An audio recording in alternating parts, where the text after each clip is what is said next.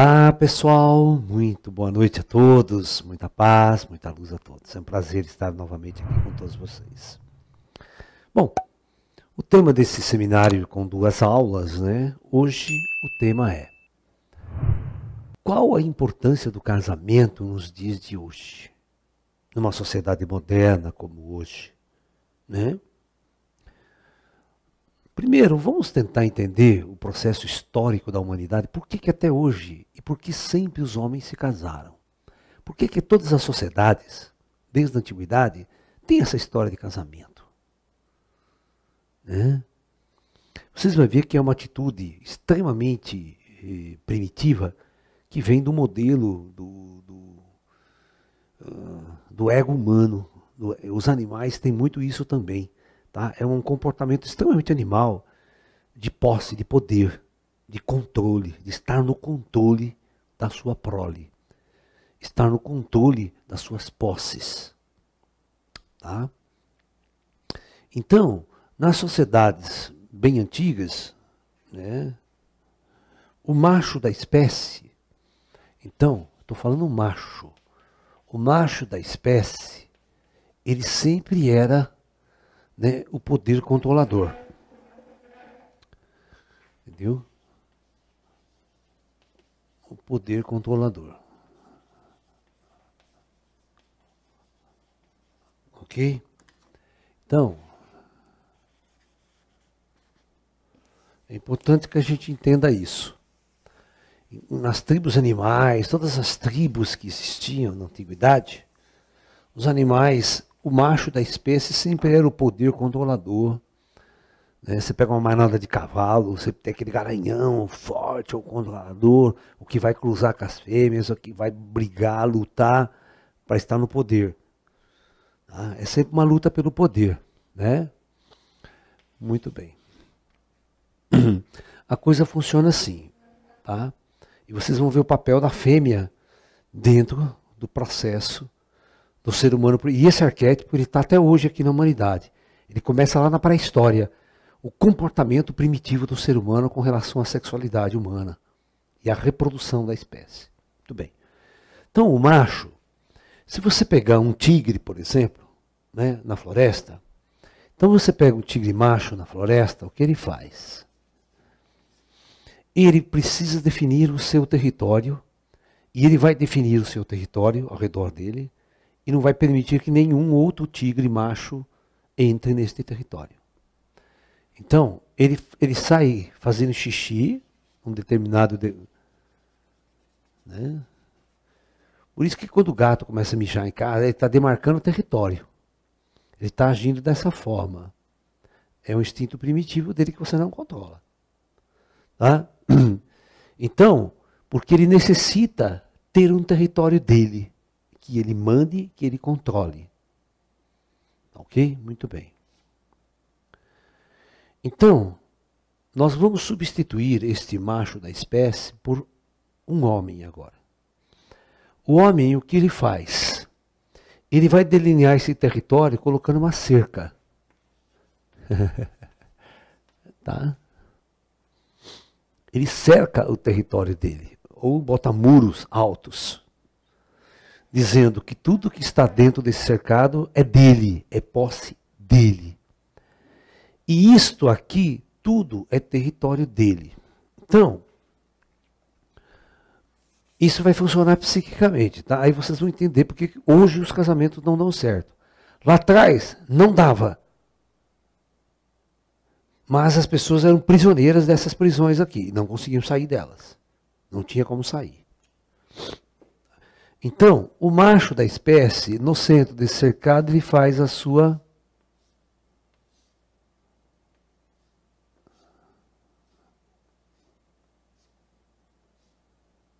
né? Todo mundo sabe, né? Tem lá a janelinha, todo mundo fez isso quando era criança na escola, né? E tem até a chaminézinha lá. Ele faz a casa dele, né? Então esse aqui é a casa. E em volta de todo esse território é território dele. Então, casa. Não se esqueça a palavra casa com casamento. Então, este macho da espécie, esse homem, ele cria, tudo isso aqui é extensão do ego dele. É o ego, é o corpo dele, e tudo que ele possuir, ele vai cercar, e é a extensão dele, extensão do ego dele. Tá? Então, ele compra um carro, certo?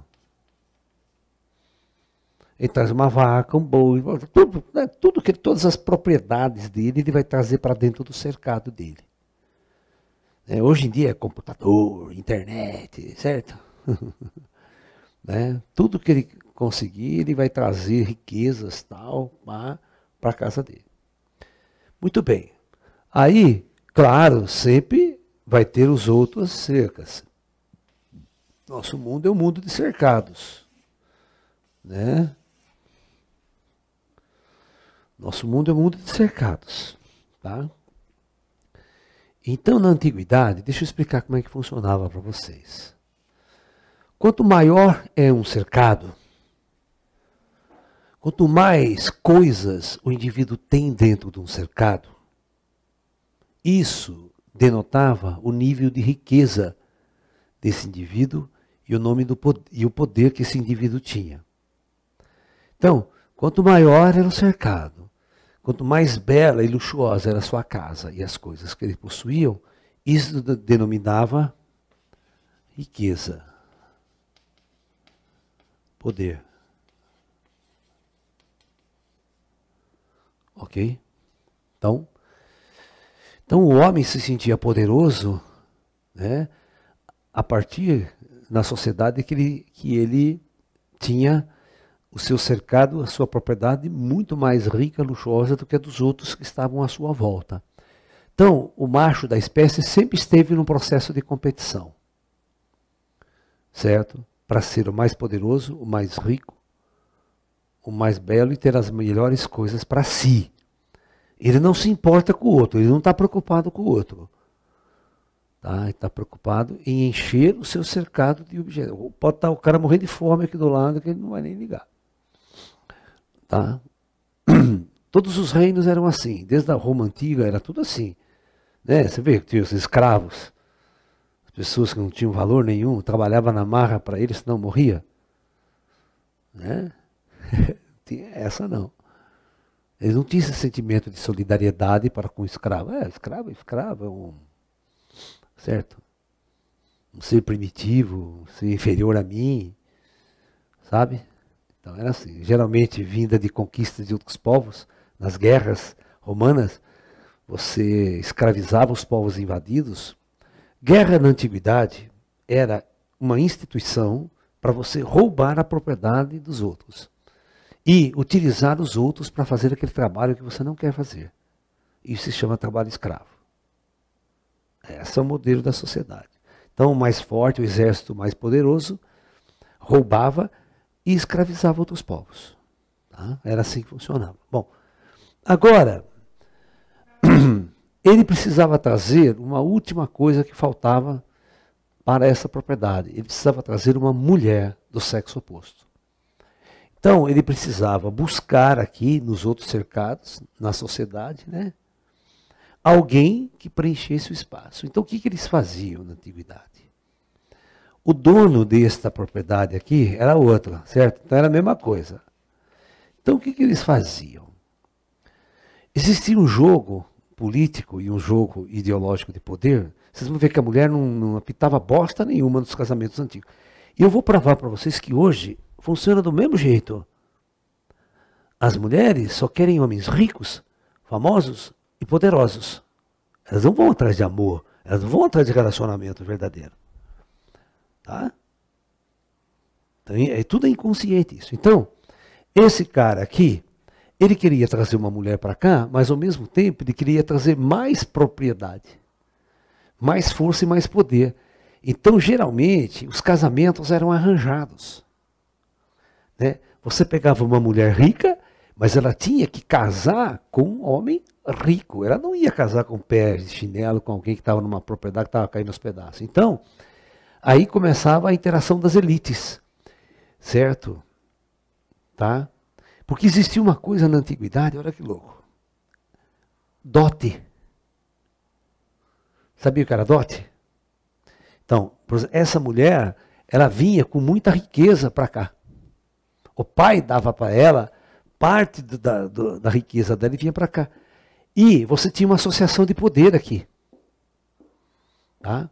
Então, quando a mulher vinha para cá, ela entrava nesse cercado, ela passava a ser propriedade desse cara aqui. Então, presta atenção. Então, a mulher, então você tem o macho,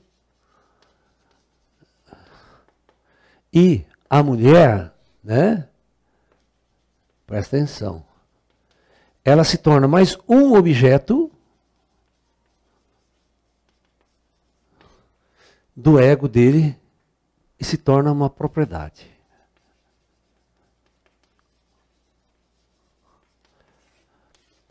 Casamento é o ato de trazer uma outra pessoa para a sua casa. Para a minha casa. A mulher não apita nada, ela veio para a minha casa. Você está me entendendo? Eu que sou dono de tudo isso aqui. Você está me entendendo? Eu que sou rico, eu que sou poderoso. Ou, né, geralmente pode ser a família, né? Meu pai, né, a fazenda, tudo. Eu vou casar com aquela menina rica. E eu vou ganhar um dote, eu vou ganhar uma terra, eu vou ganhar uma propriedade. É tudo um jogo de poder. Mas mesmo assim, quando o cara tem, hoje em dia, né? As pessoas, o macho da espécie, ele é avaliado pela fêmea em relação ao seu poder e à sua riqueza que ele exerce na sociedade. Entendeu? Então esse é um arquétipo antiguíssimo. Então casar significa se tornar propriedade de alguém. Hoje, antigamente e hoje em dia. É por isso que vocês colocam um anel na mão. Símbolo de propriedade. O termo utilizado até hoje é o seguinte: ela é minha esposa. Ele é meu marido. Esses dois pronomes são pronomes possessivos. Ok?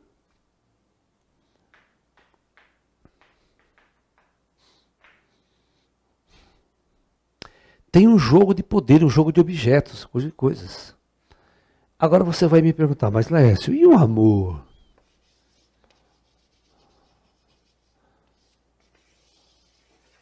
O amor a gente vê depois. Lembra antigamente? O pai arrumava os casamentos antigamente, sabia? Os pais, a família arrumavam os casamentos. Ah, mas eu não gosto dele. Isso aí tem a mínima importância. Né? A gente vê depois. Né? Muito bem. O amor vem depois. Muito bem. Então, esta é a primeira situação arquetipal do ser humano. Não adianta. Até os dias de hoje o macho é poder. Ele vai lá, ele está inconformado, foi traído, vai lá, mata a mulher, mata a filha, mata todo mundo. Certo? Ele não quer saber. Isso é inconsciente do macho. O macho traído, ele vira um assassino. Né? Muito bem. Agora vai entrar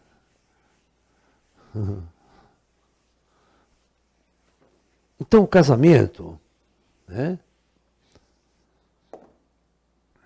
Aí você tem uma coisa chamada instituição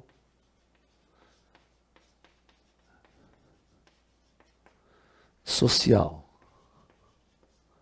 e uma instituição religiosa. Ok? Então, veja bem. O padre tinha que meter o bico nesse negócio também. Então, quando uma pessoa se casava, você tinha essa instituição social. Né? Você tinha dote, você tinha grana, você tinha todo envolvimento. E sempre a mulher é que passava a ter o sobrenome do homem.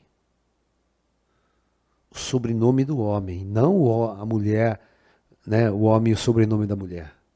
Isso demonstra até hoje um sistema de poder. Tá? Você, né, você casou, você usa o sobrenome do marido. Né, Geisa? Olha lá. Então, você tem a instituição social, ela cuida hoje de bens materiais. Né? É aquele fato de casamento, você vai casar com comunhão de bens, separação de bens, né? Sabe? O que é meu, o que não é meu, aquela coisa toda, sabe? Depois que separa, né? Aí entra o Estado, depois tem os filhos na história, tem que administrar a história dos filhos para o Estado. Essa é uma instituição de Estado, uma instituição política, uma instituição econômica até. Certo? Muito bem. Aí você tem a religiosa. Muito bem. A religião ela vai se meter nesse meio aí, né? Então, ela vai criar também, dentro da própria igreja, a instituição casamento religioso.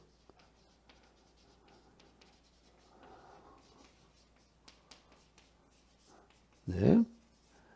Aí você acreditou na religião católica, por exemplo, ou em qualquer outra religião? Você acreditou, né, que o padre, sacerdote, ou quem quer que seja, tinha a procuração de Deus, né, nas mãos para criar uma união religiosa. Então tinha uma união religiosa, é engraçado isso aqui, né? Perante Deus. Por quê? Presta atenção, esses arquétipos são fortes, hein? Esse aqui é perante o Estado. E essa aqui é perante Deus. Então, a Igreja Católica ela criou esse arquétipo de que o que Deus uniu, nenhum homem separa. Você sabia disso? Que o casamento na Igreja Católica, até hoje, ele é uma instituição insolúvel ou indissolúvel. Né? Não é solúvel, é indissolúvel. É? Vocês sabem disso? Que uma pessoa que se separa hoje e não dá bola para a igreja, você não pode nem mais comungar, nem confessar na igreja, sabia? Você não pode participar dos atos religiosos. Você é um pária da igreja. Você desobedeceu a Deus. Você tem que aturar aquele filho da puta pro resto da sua vida, se você casar pela igreja católica.